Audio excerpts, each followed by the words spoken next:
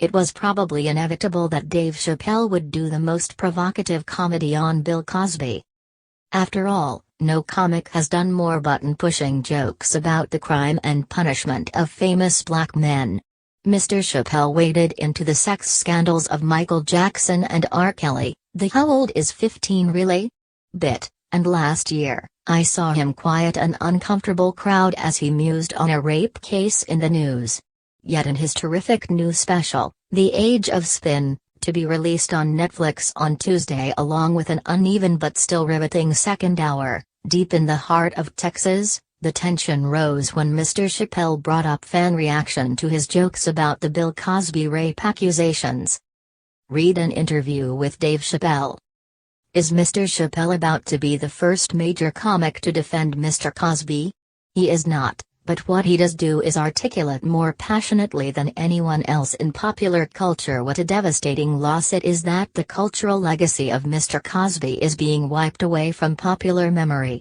As a comic who grew up in the 1970s and 80s, Mr. Chappelle explains how much Mr. Cosby meant to him without playing down the accusations. Still, it takes guts to close a show, as he does, with an argument for complexity in our assessment of Bill Cosby, and Mr. Chappelle's daring, his insistence on challenging his audience, his eagerness to go there, is what makes the arrival of these specials such an invigorating, and possibly polarizing, event. When Dave Chappelle abruptly left his show on Comedy Central in 2005, it didn't just take him off television. It radically changed his image and career. In the previous 7 years, he produced 3 stand-up specials for television.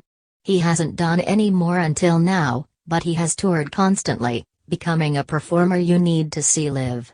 I've gone to more than half a dozen of these shows and find that they generally fall into 2 categories, a tight, polished tower of jokes with a strong thematic core, or a rambling mosey through material interrupted by combative chats with the audience. Age of Spin is the first kind, Deep in the Heart is more the other. They both lean heavily on giddily funny stories, self-referential bits about previous shows going badly wrong and some explosively silly sex jokes. There's no mention of President Trump, but an imagined movie pitch about a superhero who fights Mexicans might be an illusion.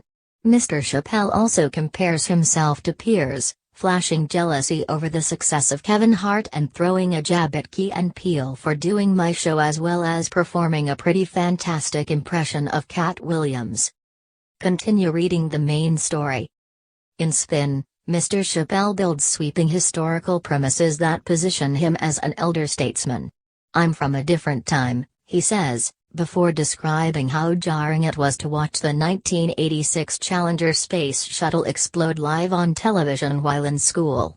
Sharing that disaster together was a touchstone for many of his generation. Singling out a kid in the audience, he says, "For your generation, the space shuttle blows up every day."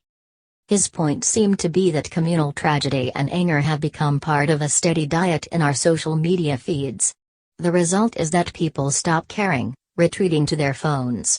Mr. Chappelle may criticize the younger generation, but he stops short of anything approaching a lecture, always far more comfortable skewering his own insecurities and irresponsibility. The special is cleverly organized around stories of the 4 times he met O.J. Simpson, first when he was a teenage comic and Mr. Simpson was a beloved sports star, and finally after he left his show and Mr. Simpson was the protagonist of the trial of the century. Whereas the brilliant documentary O.J. Made in America traces a history of race relations through the football player's life, Mr. Chappelle locates his own fears through those mundane encounters with Mr. Simpson.